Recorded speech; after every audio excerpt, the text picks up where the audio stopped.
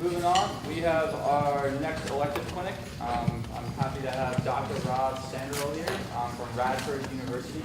He's going to be presenting a clinic on basal drumming. So let's give him a big hand.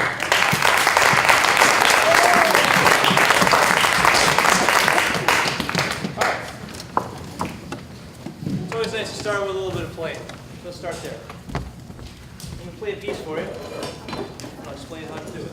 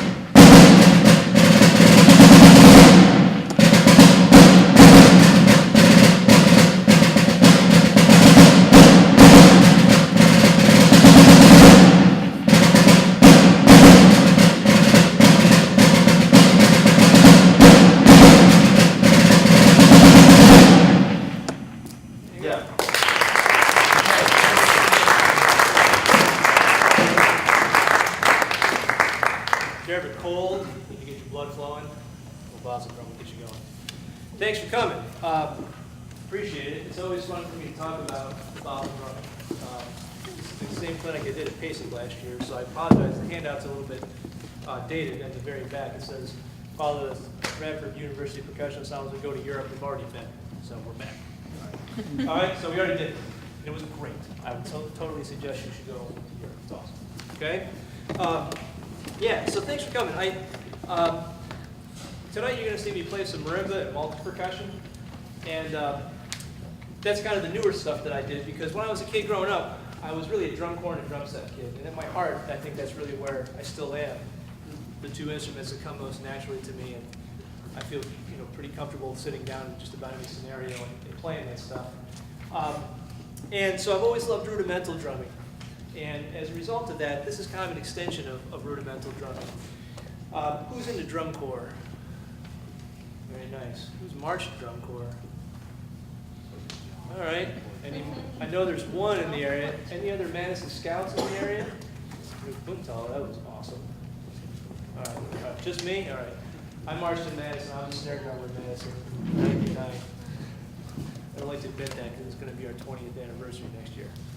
But I marched in 99 in the snare line. So I love rudimental drumming. It's a real passion of mine.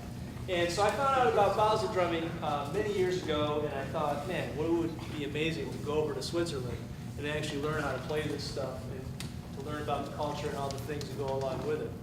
And I can tell you that It was as amazing and 100 times more than I could have ever imagined. So I'm going to go through, it's really weird to hear your voice like go off the back wall. So what I'm going to do is take you through this packet. And my goal for this whole experience is to try to show you how you can learn how to play some of this stuff. Because when I first started to play it, before having some people that were able to explain it to me, it was very difficult. I didn't understand the notation, I didn't understand the interpretation. So what I'm going to do is I'm going to show you how to take exercises that are based in our style of playing, and then gradually transition them into a Basel style of playing. All right? And it's pretty doable. It takes some time, but it's very doable. And the nice thing is that you get to play loud and soft, but you do get to play loud, and I like to play loud. All right? So the first thing I'll say is just check out the first page. The first page, you don't have to read it with any great detail right now, but there's a lot of amazing history that goes along with this drum. It's a tradition in Switzerland that goes back at least into the 50s. Yeah. Do you have any more packets? I have, whatever I have is kind of floating out there. If there's anybody that'd be willing to like share, so other folks can look on it. Maybe we got one coming over here. Thanks, man. Sorry, this is a great turnout. Love all these people interested in the Basel drum. So the history of Basel drumming goes way, way back. In fact, there's a music museum in Basel, which is incredible. Not only does it have lots of cool drums, but it actually has a lot of cool instruments of all sorts of kinds that I've never seen before. But Basel actually has a drum from 1575. The actual drum, with the head still on it, and it's actually in remarkably good condition considering it's pushing 500 years old. We also know that Basel, Switzerland, has a drumming tradition that goes back to at least 1183, because there's a written account of a thing called the Battle of Sempach, where the Swiss army actually used drums in the actual battle. So almost 1,000 years there. The other cool thing about Swiss drumming is the Swiss army was a mercenary army. Does anybody know what that is? It means they were for hire. So if I was a rich guy, and I was like, hey, I like that guy's front yard better than my front yard, I'm going to take it from him. But I don't have my own army. I'll just call up the Swiss. Because if I have enough money, I can hire those guys. Now, that's not a really nice thing to do, but for drumming it was great because the Swiss army traveled all over Europe because they went for hire. Whoever paid them, that's where they went. And they brought their drums with them. And when they brought their drums with them, they interacted with other drummers. And they brought all that stuff back to Switzerland. So in a lot of ways, you can maybe argue that Swiss drumming is maybe the most complete form of drumming because it was based on stuff that they were picking up from all over the place, including the Ottoman Empire, which was kind of Eastern Europe, okay? So it's a really, really fascinating tradition. And as much as I would love to spend really the next couple of days explaining to you the tradition, this first page is meant to kind of help you learn some stuff on your own. So there's a couple things that you can look at as far as websites. That book called Lifting the Mask, Your Guide to Basel Fastnacht, it's on Amazon, it's like $8. It's like 100 pages long, but it's a really nice guide to kind of get you into the understanding of not only this drumming, but the festival that goes along with it. I also put some manufacturers on there. And then also, you see it says search terms for YouTube. If you go to YouTube and you type in Basel drumming, you're not going to come up with a lot, because that's the English term. But if you use some of these Swiss terms, like Basel Trommler, Trommler Basel, you'll have a much better chance of actually finding legitimate Basel videos. And there's a number of videos out there to check out. The other big thing that happens with Basel drumming is this thing called Fastnacht. It's a yearly festival, typically happens in February, but this year it's actually, well, I should say next year, in 2019, it's actually quite late. It starts on March 11th, which is really late. It's usually in mid-end of February. It happens right in Basel. It's a 3-day festival. It starts at 4 a.m. Monday morning, and that's the best part of the festival, so you've got to be there for it. Upwards of 30,000 drummers and piccolo players will descend on Basel for that festival. I want you to think about that for a second. I want you to think about 30,000 drummers and fifers in one city. The old part of Basel where this festival takes place is not terribly large. The city of Basel is about 300,000, but the majority of that is on the outskirts. The old part of the city, which is where this happens, is not big at all. Think about that, 30,000 people. Also in Basel, upwards of 10% of the city's population are drummers. I think that's the coolest thing ever. Think about that. Pick any city, pick your hometown. Do the math. 10% of the population in the town you grew up in plays drums. I would be surprised if 0.01% of the population played drums, let alone 10%. Basel has an amazing tradition. All these players are part of what are called cliques. These cliques are groups that go back, some of them well over 100 years. And they're the ones that work on these style of playing, they play the drums, and they're the ones that march in the parades during these 3-day festivals. The other cool thing is that they wear elaborate costumes. So when you play these things during the festival, you have to be in costume. And I mean, they are highly elaborate. And most of them are handmade. They're incredible, very colorful, all right? And the festival goes on for 3 days. There's 2 parades, main parades that take place on Monday and Wednesday. Tuesday is children's Fashnacht, so you get all the little kids. And these big cliques, the real big ones, not only have what's called the Alta Guard, which is the older guard, the older guys, but they have what's called the Junge Guard, the young guard. One of the things that I love in Basel is the day after Fashnacht, there's this open square near one of the churches, and they set up all these tents. And you know what they are? They're recruiting tents. They recruit kids. I mean kids. Kids as young as 5, 6, 7, 8 years old play these drums in these cliques. And what's amazing is some of these kids are incredible. Incredible. You'll watch some of these cliques march in these parades. The kids are all this big. They're playing real Basel drums, just shrunken down. They're not toys. They're legit Basel drums that have just been shrunk down. They're very expensive. And you'll see like 16 of those kids tearing down the street playing this stuff. Just like that, because they grew up with it. So it's really beautiful to watch. You know, you see a lot of kids that spend their time playing video games or on the computer or watching TV. In Basel, it's cool. They're drumming. It's really amazing. So these are just some of the real important historical things that I would offer to you. You should check it out. You can also see videos of Fashnacht on YouTube.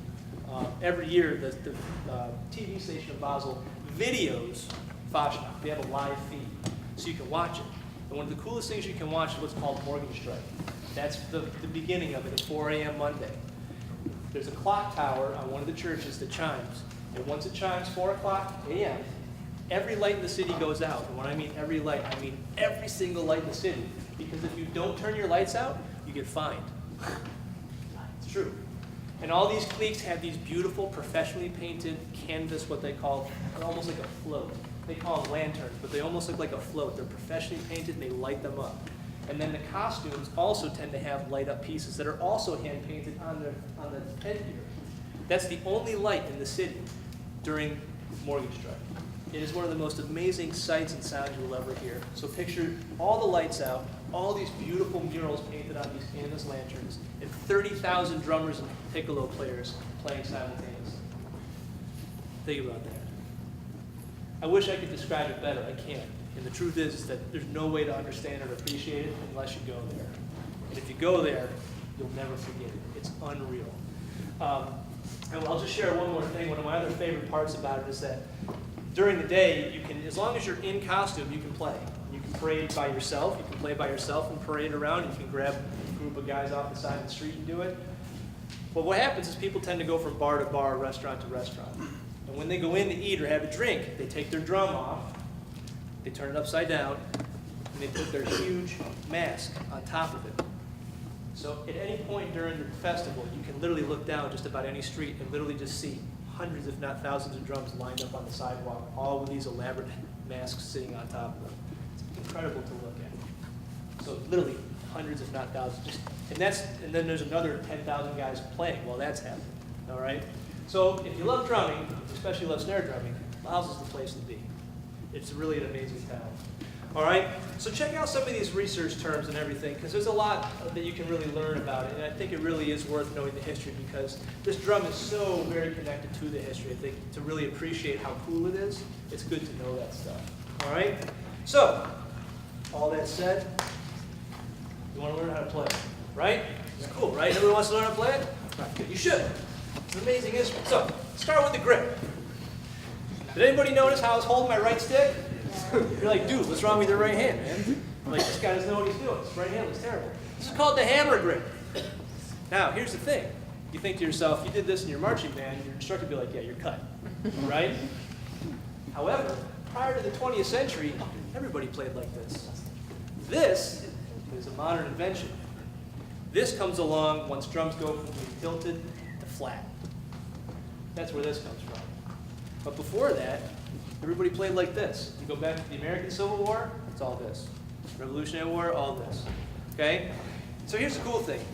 I actually use, and I teach my students, 2 different types of snare drum grips. We do a rudimental grip, which is like this, where all the fingers are on the stick. And I also use a concert snare drum grip. So it gives me a little bit of a lighter sound. It's easier to play buzz rolls. Okay? Who plays like this? Hopefully if you're in a marching band, you should play like this, because this is the right grip. Okay, here's the good news. If you play like this, with your fingers all wrapped around the stick, the hammer grip actually is not going to be too strange to you. Because if you're playing a proper marching grip, you should be using your back fingers anyways. Okay? So all I'm doing is I'm basically shifting the fulcrum, or my pivot point, from the front of the hand to more in the back of the hand. The other good thing, who plays marimba? Who plays 4-mallet marimba? Who knows how to do their double lateral strokes? This, it's like playing marimba. It's a nice, easy wrist turn. So when I play,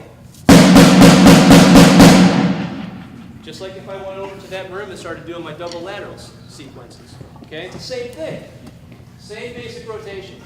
Okay, now, all that said, is it going to sound great right away? No. I spent a lot of time working on this. And the thing I will tell you is that what you can do is use your basic marching band warm-ups and just play them with this grip. So I would do a lot of this. I would do these.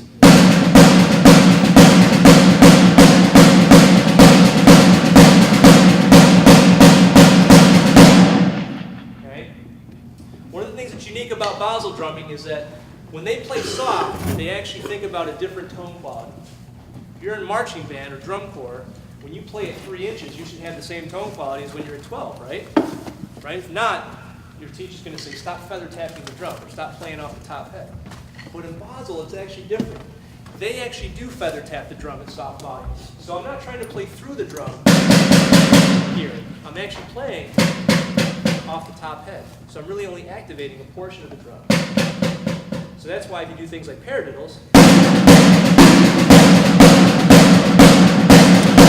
play them with super strong accents, and then see if you can basically ghost note the stuff in between.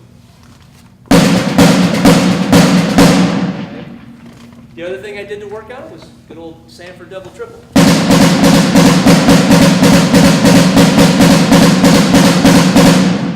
So that worked on my rolls.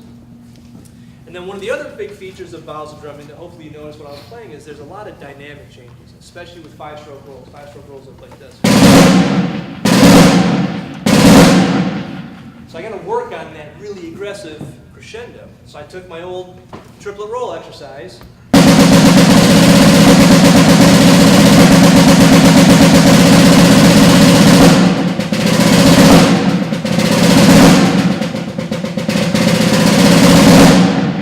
And I started working on those really extreme crescendos.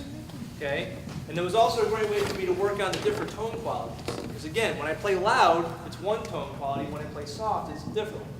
Make sense? By the way, if you have questions at any point, please don't hesitate to just ask. Okay? Really quick, the left hand. This is what my left hand looks like. I've been working on it since I was a kid. I haven't changed it. Because I'm happy with it and I like it.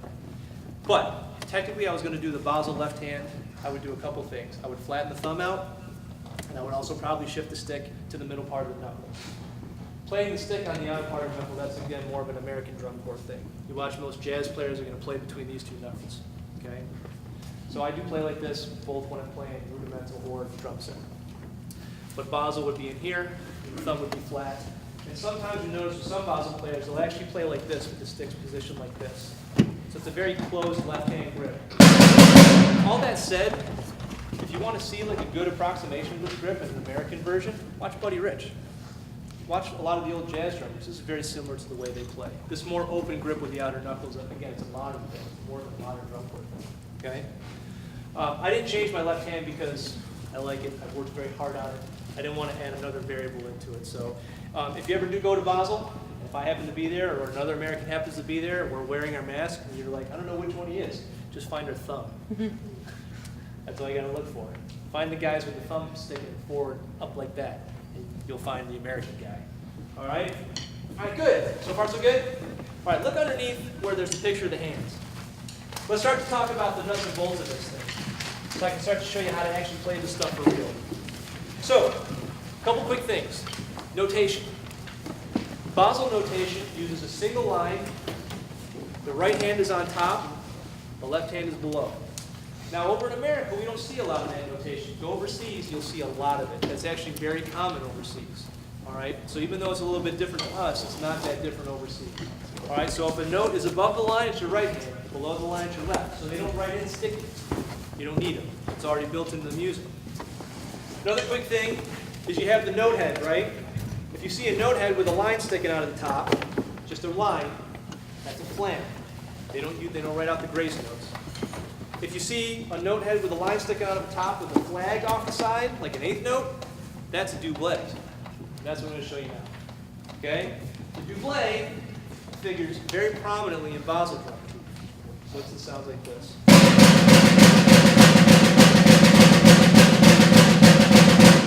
Okay? Who is familiar with the inverted flam tab? Okay? Yeah, it's one of the 40 international rudiments, right? One of the 26 as well. All right, it's basically an inverted flam tab, but with a little swing to it. So what I'm going to show you in this next couple exercises, the point of this whole packet is to show you how to get from American style and then gradually shift to Basel style. It's not as bad once you start to get the hang of these exercises. So the first thing I'm going to do is make sure I can play a regular inverted flam tab. If I got that down, I'm good. I can start to move on from there. The next thing I'm going to do is I'm going to take that, I'm going to put it into a triplet format.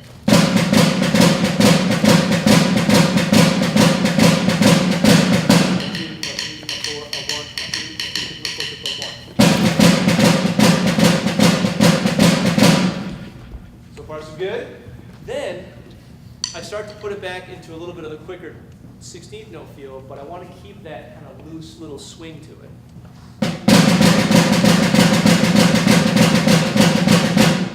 Here's an American inverted flam tab.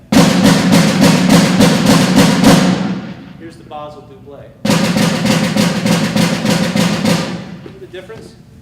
I'm not worrying about accenting the flams, because that's not what they do in this particular example.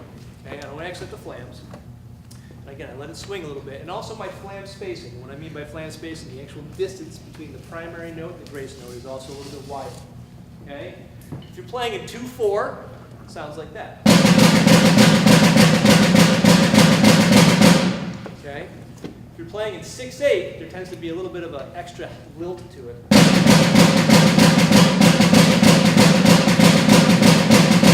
The difference is a little bit of a spacing. Okay? That's the doublé. You're going to play a lot of those if you play Basel drum. I mean a lot. Okay? So far so good? Yeah, you guys all right? You're like 3 o'clock, man. It's like downtime. So listen to drums all day, pal.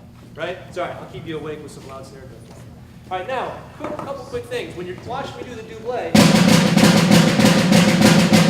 you're also going to see this when I do the charge stroke. You see that whipping motion? That's a variation of the molar stroke. Anybody use the molar stroke? Right?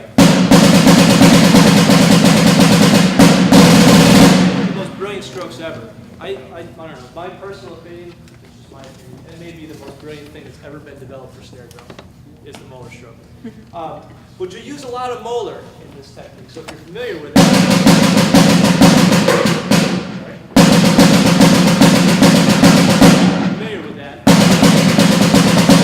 very helpful to you. Okay?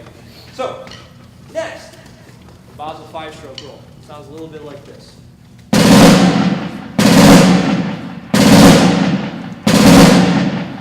You will notice that a lot of Basel drumming starts off with that. It's a pickup almost. It's always a pickup, either to the beginning of a line or the pickup to a measure. Okay? So it's one of the most enjoyable things you get to play because you get to start really soft and then do this like rip-roaring crescendo and beat the snot out of the drum, which is fun, right? So this is something I had to work on and develop. So I built myself, again, some basic exercises. So the first thing I did was just work on what I call the skeleton of the roll. Right? That worked on my touch and my volume. And remember, when I start the first couple notes, I'm playing on the top head. By the end of the note, I'm playing through the drum. So you can actually hear the tone change. I'm reducing a little bit of the pressure on the stick as I get louder. This is a really great way to build your finger dexterity because your fingers do a lot of squeezing and letting off the stick, different levels of pressure to create certain dynamics and sounds you want. So the next thing I do is I start to add in what ends up becoming the grace note. So it sounds like this.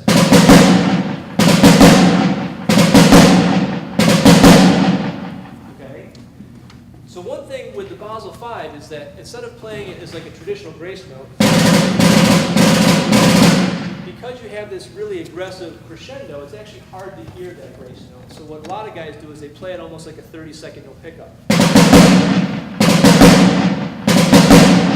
That makes sense? It basically separates it out a little bit more, so you have an easier time actually hearing that there's a grace note in there, right? So I put all that together, and I get the next exercise. I just add the double sound.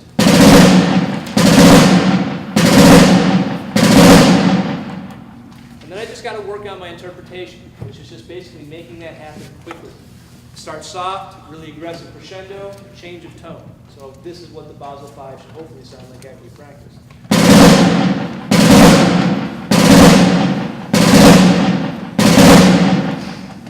I love the second one, man. I mean, it makes me feel like I'm playing 10 times louder than this. So far so good? Hey, anyone who's in the solo contest, we can have you go back over to the cafeteria so you can get feedback from all the clinicians. Just wait outside the cafeteria. All right. You guys can come back right up. All right, very good. So then after the roll exercise, you see that I have practice changing the amount of pressure in the sticks going from the loud release to the 5-stroke to the soft 2-grace. So really great exercise is to do this.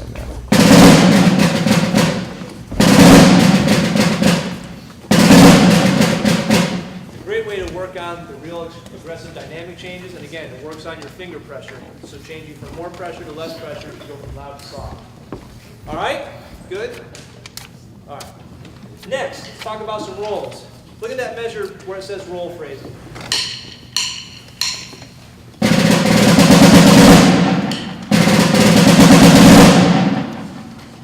What's weird about that measure? What do you think? Look at that measure. What's strange about it? For us in America. What do you think? Look at the math. I'll tell you what, do the math. 2-4, right? If you look closely, too many notes, right? There's too many notes for a 2-4 measure, right? If you do the math, there's actually too many notes. So how do we do this? Well, we have to figure out a way to start to make the roll sequences feel a little bit more normal to us. So the first thing that I do is I break it down and I thought to myself, if I put it into 6/8, it starts to feel a little bit more normal for me. So what I did is I built this sequence exercises. So the first one is just a skeleton.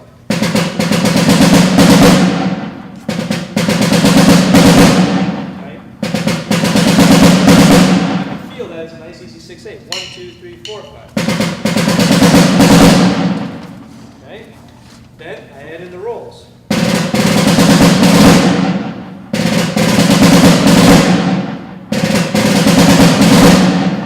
So far so good? Then I add a flamming.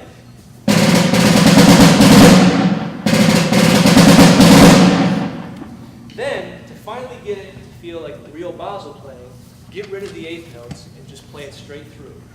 That's what the last example is. Get rid of the eighth notes and play it straight through, so you have this.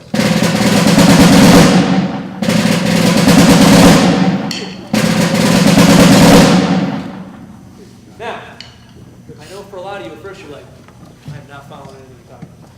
It's hard, right? Because especially if you're a marching band or drum corps person like I was, we live and die by the metronome, right? If I'm standing in front of a snare line trying to get 9 guys to play perfectly together, the only way I can do that is to make sure that they're all playing exactly mathematically correct. So all of a sudden you have this thing where it's like, well, it's kind of this and kind of that. It's not clearly defined. A lot of Basel drumming is a feel thing. It's one of the things I really like about it, because it's so different from what I'm used to doing in American drum corps and DCI. So here's the best way to practice this, is to march. And then start to get used to what it feels like to actually fit these notes into a 2-beat phrase.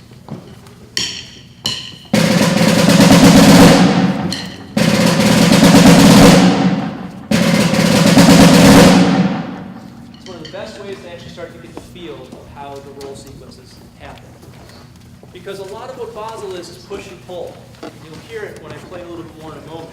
But one of the cool things about Basel, I've done this clinic a bunch of times, and people have said, well, do they play in time? I'm like, well, yeah, but they play in their version of time.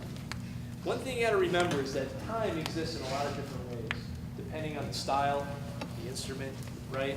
I don't think of time the same way in drum corps as I do when I'm standing at the back of an orchestra, or when I'm playing drum set.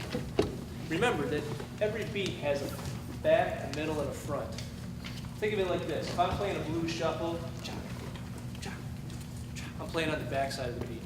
I'm playing rock, I'm playing in the middle of the beat. I'm playing jazz or bebop, I'm on the front of the beat. So time is flexible, and time can change. Time is relative. That's what I always say about a lot of things. Dynamics are relative. The forte is different in concert band than it is with drum corps. Those are different fortes. Okay, so always think about that. It's one important thing to always remember when you're playing, not just this stuff, but music. Right? Make sure you're a musician first. I always tell everybody, remember, who here's a percussionist? No, you're not. You're a musician that happens to play percussion. I don't play percussion, I play music. Drums and percussion are the instruments I chose to do that. I don't play drums, I play music. I use drums to do it. Always remember that. You're not a percussionist, you're a musician. You play music. Okay? Drums are the vehicle you use to do it. That's really important. Okay.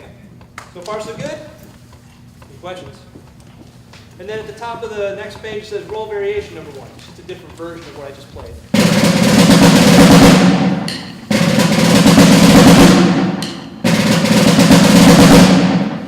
You'll notice that a lot of the Basel roll releases have really heavy accents on the end.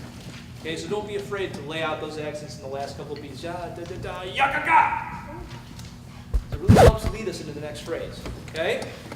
All right, let's get into some of this other stuff. Roll variation number 2. This one's kind of cool. So check it out. You see that there's those 2 5-stroke rolls up front, right? Everybody following where I'm at? Roll variation number 2. The first 5-stroke roll is just a regular one. Those quick pickups. But if you look at the next roll, it starts on the E of 1 and it ends on the of 1. So it actually exists in a normal framework that we would play a 5-stroke roll over here. Like that fits into our style of playing. But the Basel guys are like, nah, I don't want to do it like that. I want to make it a little different. So what they do is they actually kind of swing it a little bit and almost turn it into like a swung 6-stroke roll. So listen to what I do here.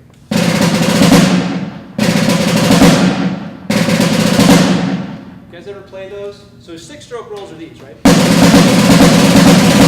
6-stroke roll, right? You can take a 6-stroke roll and basically tripletize it, turn it into a 6-tuple. It's really fun to do. Like a drum set player, you can have a field day with those. That's what they do with this, is they essentially tripletize that one roll, and they let it open up a little bit so you get this. You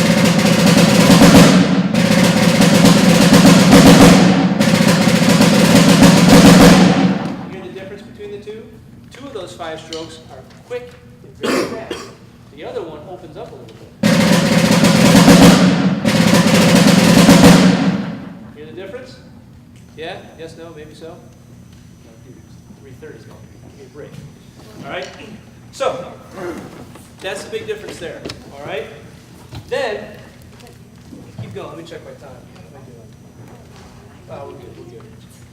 So, that's another variation. Now, look below that where it says drag roll combination. Okay? Now, if I play this, again, with more of an American feel, I would play like a real tight drag. That's how I play my American drags. But what they do is they tripletize that drag. So it's wider, so it gives it a little bit different feel. So you get this.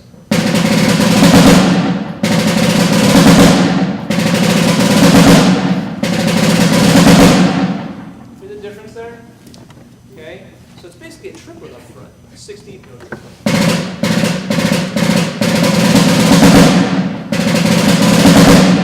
Okay?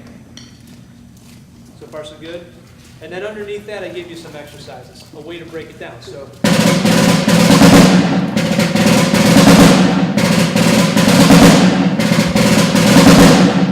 just like the earlier roll exercises, once you get that down, just take the 8th notes out and play it straight through.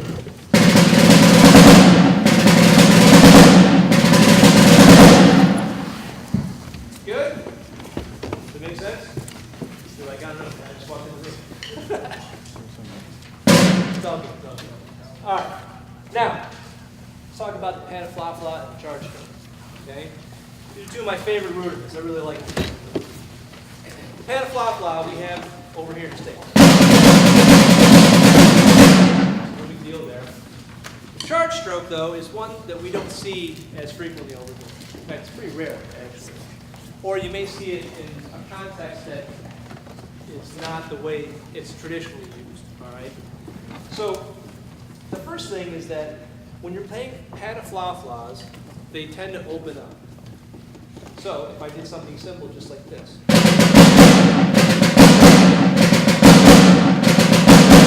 You can hear that the speed that I start at is not the speed that I end at. I slow down and I open up the pata-fla-fla. Okay? So for instance, if you look at the exercise that I put on there, I think it's easier at first to play a number of pata-fla-flas in a row and to gradually slow them down, so you would get this.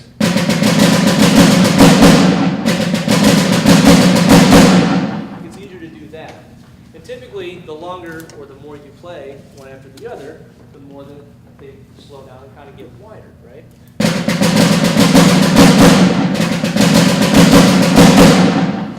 Right? But if I'm just doing the single one, like below, I would do this.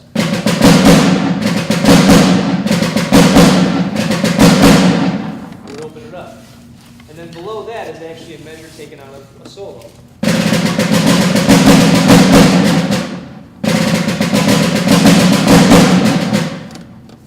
Now one of the things you're probably thinking to yourself, these guys march around Basel for 3 days straight. How are they doing this with all this time change stuff? I need this, right?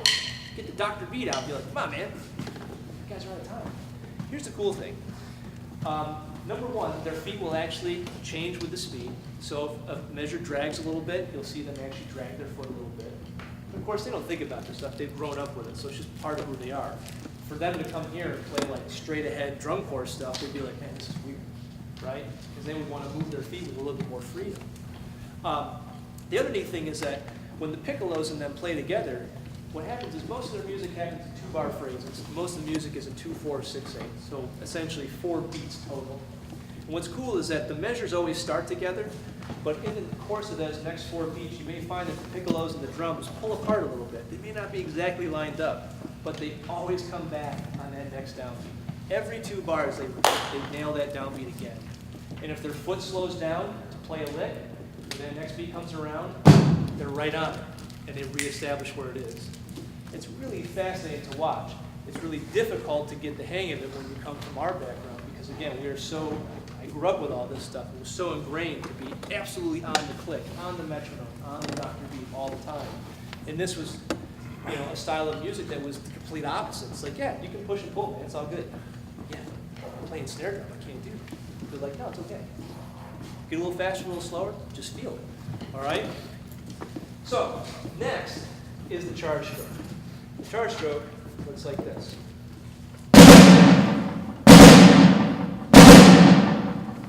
It's kind of like a pata-fla-fla, except there's only one flam. And the main difference is that a charge stroke, your goal is to get those 2 notes as tight as possible. And as much as I practice this, there's guys over, especially in Basel and Switzerland, but a lot of European drummers that have played these their whole lives, when they whip those charge strokes out, it is amazing. It's one of my favorite things to watch because they get them so close together. You can see the whipping motion in my right hand. It's the molar stroke again, right?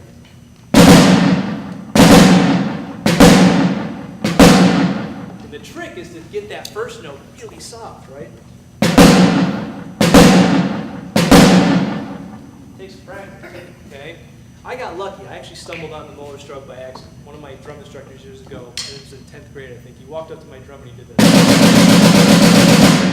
What is that? Well, those are just hand-to-hand flams. That's the coolest thing I've ever heard. So I went home for the next couple of weeks and just played hand-to-hand flams, and I basically stumbled on the molar stroke by accident. If you play hand-to-hand flams,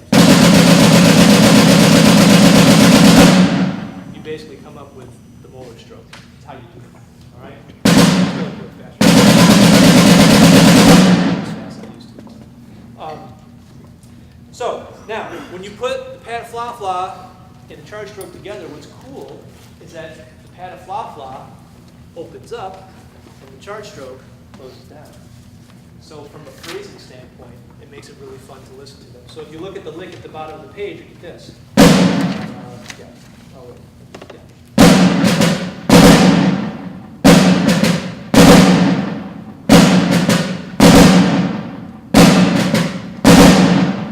Okay?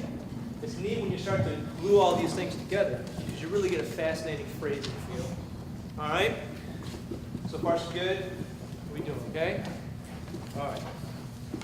It's a good thing I'm doing a loud clip because I know that like between 2 and 4 is like my afternoon lull. All of that I hammer out. But you know what? At the end of this, you can hammer it. I just need it long enough so I can read what I'm doing. Okay. All right. Now the last thing is the Basel 5 with drags. All right. Check that out. Now, I had been working on my Basel drumming. It was getting better. I was excited. I'm like, okay, it's starting to happen. And then I saw these things. I'm like, great. Now I got to figure out how to divide these filets up and then stick these drags in the middle. So I'm like, 1, 2, 3, 4, 1, 2, 3, 4, 1, 2, 3. I'm like, this is insane. It's going to take me forever. And I'm like going really slow. So then I talked to one of the guys who was helping me learn this stuff. He was like, oh, those are great, man. He goes, those are just like the American syncopated triplet drags. These ones. Everybody played Ginger Snap by John Pratt? Yeah, that's a great solo. It's basically those. I got to do a couple lessons with Pratt years ago. He's the hip guy. And we played Ginger Snap together. It was one of my personal highlights of my life. My drumming life, that is. Yeah, it was really great news because I thought to myself, man, all my progress is like about to come to a screeching halt when I spend the next month trying to figure out how to divide these fives and get these drags to lay in just right. So the good news is that if you play something like Ginger Snap or the Wilcoxon, anybody know the Wilcoxon book? How many of you guys know? The Wilcoxon book, Batting Them Out, it's the last solo.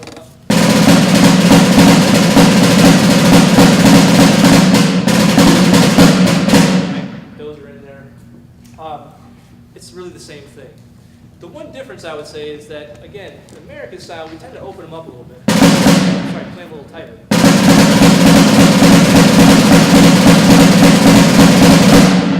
For the Basel ones, they tend to open them up a little bit. Again, everything they do kind of tends to have a little bit more of a legato flavor to it.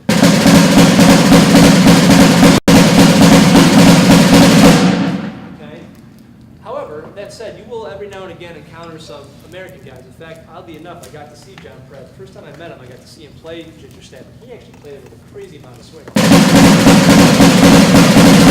was like, holy cow. But most of the time in America, sorry, I keep bitching. I was playing baseball in my backyard with my 5-year-old. I got like literally 35 insect bites. Still suffering. But most of the time in America, we're going to play in tiger. So you can open them up, let them swing a little bit. So like the Basel version, like that first one.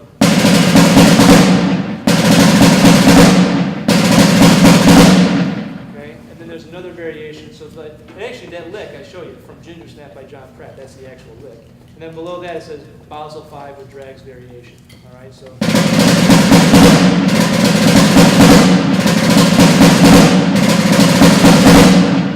Again, a little bit of a more open sound.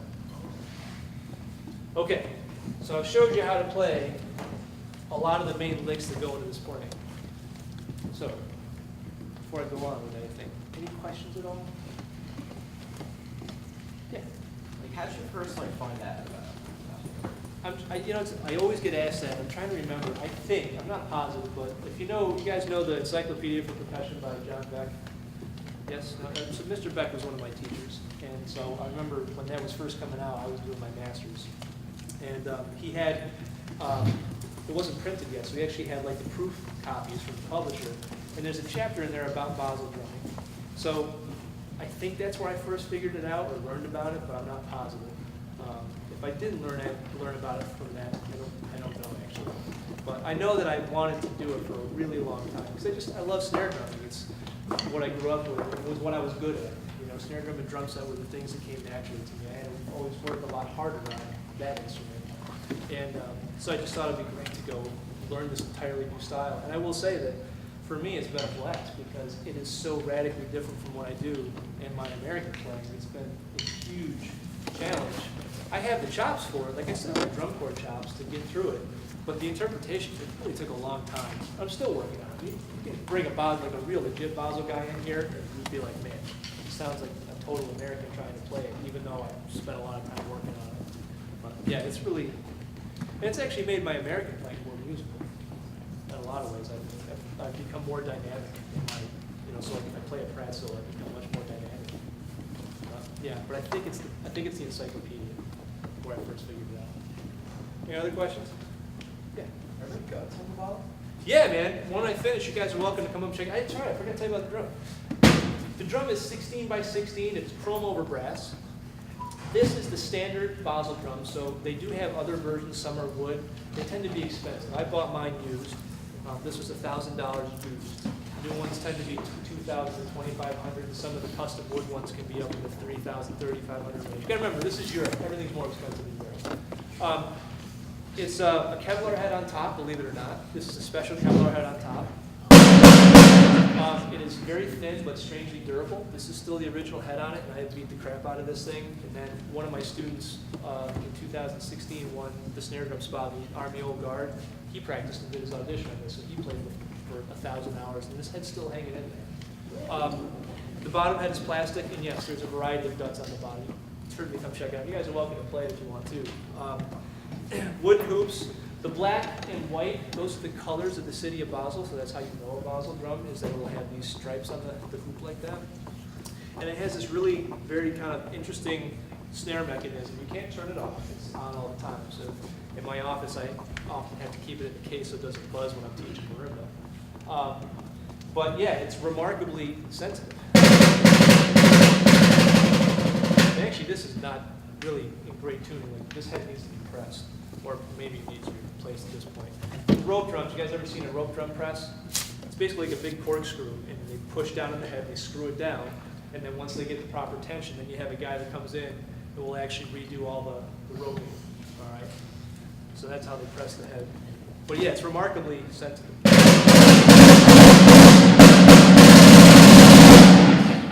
really loud. Again, think of like tens of thousands of these all in one shot, man. It's nuts.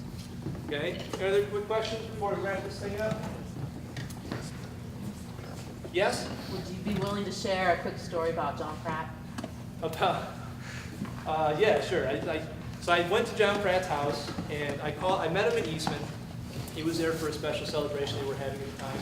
And I got his phone number and his address, and I thought, man, when I graduate and have money, I'd love to take a lesson with this guy. So I got out, got a teaching job, and I called him up. And he said, yeah, come on down. He lived in Hawthorne, New Jersey. After he left the Hellcats, which is the fife and drum group at West Point, right, the Army Academy, he left there in the 50s, and he became an English teacher in Hawthorne, New Jersey. He did that during the day, and he taught the Hawthorne Caballeros on the evening, all right? And so yeah, I went to his house, and he was really nice, and he seemed genuinely kind of touched that someone my age was really interested in what he was doing and what he had done. But it was really interesting. His house, he was an English guy. He loved to read. And this is, I'm not exaggerating. His house was all boxes full of books, stacked as tall as me. The whole house. There was nothing but little corridors that you would walk through. And he had a little living room, and there was enough room for the TV and a two-person love seat, and everywhere else was boxes. So me and him actually did the lesson in the kitchen, and because that was the only place that two people could fit.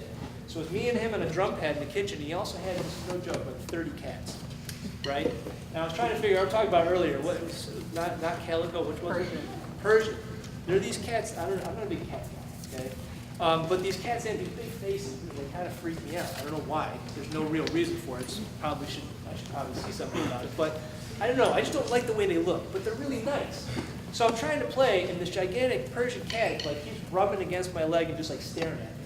I'm like, dude, I can't concentrate. I'm trying to play drums with John Pratt. Stop staring at me. And then the other cool thing is Pratt has like 4 or 5 books. But what was really amazing is in his kitchen he had boxes of literally thousands of written out unpublished solos on notebook paper, on scrap paper, on like napkins. It was amazing. I hope that someday someone does something with him, because I think he is without question one of the greatest rudimental arrangers of all time. One of the most melodic for sure. So I hope somebody in his family or something gets a hold of those and makes sure that they don't just get tossed out, because that would really be a loss. But he was a neat guy. So he still is a neat guy. He's still alive. But yeah. So unique, but a killer drummer.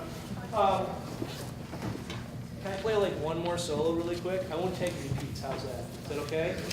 I won't do the repeats. Just so you can kind of assimilate what we talked about and see it in practice. I think it's good to kind of play something at the end so you can kind of see what I've been talking about. All right, you ready? This one's called Chelonese. Or no, I just played that. Hold on. I played Chelonese. This is going to be Uli. Hold on a second. All right, see if I remember how this one goes. I've played this one a while. We'll see. Fortunately, you don't know it, so I can play whatever I want. Here we go. Ready?